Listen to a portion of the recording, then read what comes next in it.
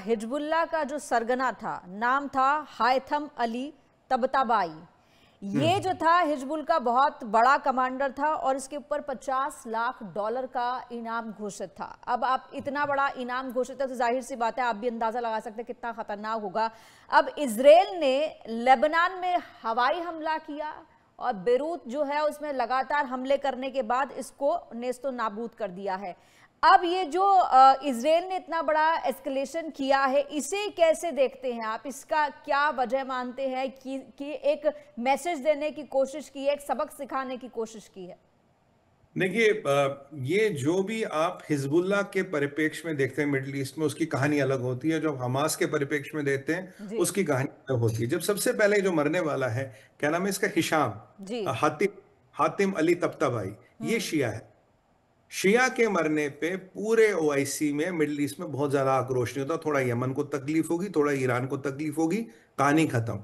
आप बड़े सुन्नी कमांडर को मारोगे तो कतर से लेके सऊदी से लेके सबको तकलीफ होगी। तो पहला डिफरेंस तो ये है। जी। अब ये आता था रदवान फोर्सेस से। रदवान फोर्सेस हिजबुल्लाह के दो एलीट ग्रुप्स हैं। एक है कुर्द फोर्सेस। कुर्द फोर्सेस मान लीजिए हमारा एनएसजी जैसा, वो इंटीरियर विद इन जो कंट्री है उसकी रेनफोर्समेंट देखता है। और जो रदवान फोर्सेस थे, ये एलीट ग्रुप है। मान लीजिए स्पेशल फोर्स हमारा, ये अक्रॉस बॉर्डर या अक्रॉस कंट्री को पे अटैक अगर करना हो, बॉर्डर पार करना हो, ये उसमें महारत रखता है। इसने सीरिया का ऑपरेशन लेड किया, इसको पहले भी मारने की कोशिश की गई, ये निकला। इसने सीरिया का ऑपरेशन लेड किया, इसने लेबनान में ऑपरेशन लेड किया। और ये मुल्ला नाइम कसीम इनका अभी हेड है, उसके नीचे है ये। मतलब हसन नसरुल्लाह के बाद दो और बने जिनको इसराइल ने तुरंत निपटा दिया। और जो तीसरा जो फिलहाल उन्होंने छोड़ रखा है वो है नईम कसीम। नईम कसीम के नीचे आता है तख्ताबाई, बिल्कुल नंबर 2 हिजबुल्लाह का। अब हिजबुल्लाह को डायरेक्ट संरक्षण मिलता है ईरान से, ईरान का मलेशिया है। और हिजबुल्लाह और इसराइल की इसीलिए समस्या, एक तो ये इनका पीछे 12 दिन का युद्ध हुआ, पूरा लड़ाई हुई थी वो हमने देखा। बट ईरान और आपके इसराइल की हिजबुल्लाह को लेके, जब इन्होंने हसन नसरुल्लाह को निपटा दिया था। अब इनका जो इसराइल का जो नॉर्दर्न बॉर्डर है, वहां से एक बहुत बड़ा खतरा है। वहां एक कबूट्स इनके छोटे छोटे गांव हैं। तो ये हमेशा हिजबुल्लाह के पास मलेशिया बहुत बड़ा है, करीब करीब 1 लाख 1.5 लाख का होगा, 2 लाख भी हो सकता है। तो ये क्या, हमेशा इसराइल को डर लगता अगर 50,000 लाख लोग पैदल आ गए बंदूक ले लेके, तो 7 अक्टूबर 2023 कुछ भी नहीं है, उससे बहुत बड़ा कांड हो सकता है। इनफैक्ट उन गांवों में काफी लोग रहने को भी तैयार नहीं कि उसकी प्रॉक्सिमिटी लेबनान से लगती है। इसराइल के लिए सुरक्षा का बहुत बड़ा मसला है। ड्रूज गांव पे जो अटैक हुआ था वो भी लेबनान से हुआ। तो पीछे याद कीजिए, 3-4 दिन पहले मैंने आपके शो पे कहा था, इसराइल कट्स ने कहा हम लेबनान में लड़ रहे हैं, हम हमास से लड़ रहे हैं और हम यमन में ही भी लड़ रहे हैं, हमारे अब तीनों फ्रंट खुले हैं। तो ये कहानी वहां से शुरू हुई है।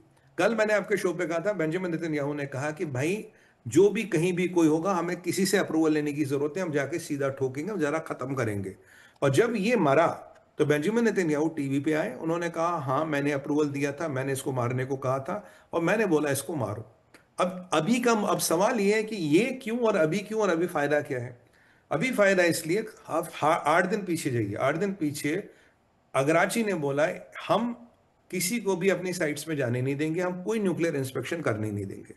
जब ये मसला हुआ था उन्होंने आईईए को मना कर दिया, हम कोई आपका इंस्पेक्शन करने नहीं देंगे, बड़े मसले की बात हो गई, वो हमने डिस्कस भी किया था। फिर कल परसों या आज सुबह ईरान के मिनिस्ट्री का, इनकी सिक्योरिटी मिनिस्ट्री है, इनका एक स्टेटमेंट आता है जी, अमेरिका और इसराइल मिलके खमेनी, पहले तो खुमेनी तब खमेनी है, खमेनी को एलिमिनेट करने की कोशिश कर रहा, और कुछ एजेंट्स को उन्होंने इन्फिल्ट्रेट कर दिए ईरान के अंदर।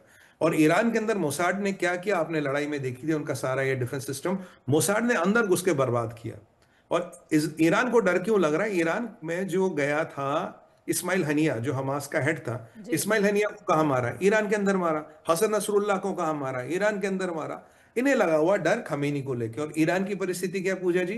5% पानी बचा, 5 से 7% पानी बचा है। और मैं आपको कह रहा था जब ईरान में पानी कम होगा, तो मेरे कुछ इजरायली मित्र कह रहे थे अभी मौका कुछ हिसाब किताब पूरा करने का, कि ईरान अभी लड़ नहीं सकता। तो ये जो बंदा था, इसको काम दिया गया था लेबनान में। ये एक जगह है tyre, tyre southern part of Lebanon है, जो शिया डोमिनेटेड है, हिजबुल्लाह का गढ़ है। ये वहां नहीं रहता था, ये दूसरे सेंटर ऑफ द लेबनान में, जहां सुन्नी भी रहते हैं, कुछ क्रिश्चियन भी रहते हैं, उस नेबरहुड में रहता था। इसको काम दिया गया था, भाई तूने कार्डर को फिर खड़ा करना है। और इजरायली गवर्नमेंट की, लेबनान की गवर्नमेंट से हमेशा ये थी कि भाई आपको डिसआर्ममेंट का काम मिला, आप कर नहीं रहे हो। ये धीरे धीरे धीरे धीरे हिजबुल्लाह का काडर फिर खड़ा कर रहा था। लड़ाई रुक गई, ईरान से यमन सीरिया के थ्रू हथियार आना शुरू हो गया, तो ये धीरे धीरे काडर और बना रहा था। जब ये काडर बनता इसराइल को दिखा, कल बेंजामिन नेतन्याहू ने स्टेटमेंट दिया, और ये आदमी अमेरिका के मोस्ट वांटेड लिस्ट पर रह चुका है, अमेरिका ने इसे मार नहीं पाए। देखिए, जब भी इसराइल की अमेरिका से थोड़ी अनबन होती है तो एक आइटम वो पेश कर देता है। लास्ट टाइम भी अल मुस्तफा करके एक बंदा था, उसको मारा। उसके पास भी मोहम्मद दईफ को मारा। जब अमेरिका का मोस्ट वांटेड इसराइल को पता कहाँ है, अमेरिका का प्रेशर, कुछ इनकी आपस में खटपट हो जाती है, तो वो कहते हैं ना, नजराना पेश करते, एक उनका मोस्ट वांटेड मार देते हैं। अमेरिका भी खुश, यार ये तो हमारा मोस्ट वांटेड, इसे बहुत अमेरिकन मारे हैं, तुमने इसे मार दिया, बहुत अच्छा किया। तो ये जो इसको मारा गया है, अब इसराइल कट्स का स्टेटमेंट आता है कि जो हमारी इसराइल की तरफ हाथ उठाएगा हम हाथ काट देंगे। बेंजामिन नेतन्याहू ने बिल्कुल टीवी पे आके बोल दिया जी हमने मारा, मैंने अप्रूवल दिया है। और कहीं ना कहीं उनका इशारा ये भी था, अमेरिकन को भी पता है। तो अब ये जो नंबर 2 मारा है, तो इसके ऊपर है नईम कसीम। अगर कल को आप नईम कसीम को मारते हो तो हिजबुल्लाह का कोई काडर नहीं बचता, मतलब हेडलेस ऑर्गेनाइजेशन हो जाती है। ये सीधे सीधे ईरान को धमकी है। ईरान ने कहा ना, मैं साइटें नहीं खोल रहा, मैं कॉपरेट नहीं करूंगा, मैं बम बनाऊंगा, मैं तुम्हारी नहीं सुनूंगा। और जो खबरें ये भी आ रही पूजा जी कि ईरान के पास जो P1 P2, जिनके बारे में पहले हम प्रोग्राम में बात कर चुके हैं, जो 2 बम पाकिस्तान ने इनको पहले बना के दिए, शायद उसको डेटोनेट करे अपनी न्यूक्लियर कैपेबिलिटी दिखाने के लिए। तो ईरान को एक डायरेक्ट मैसेज गया, इसको मार के तबताबाई को। नईम कासिम को मैसेज गया, तू हमारी रेंज से बाहर नहीं।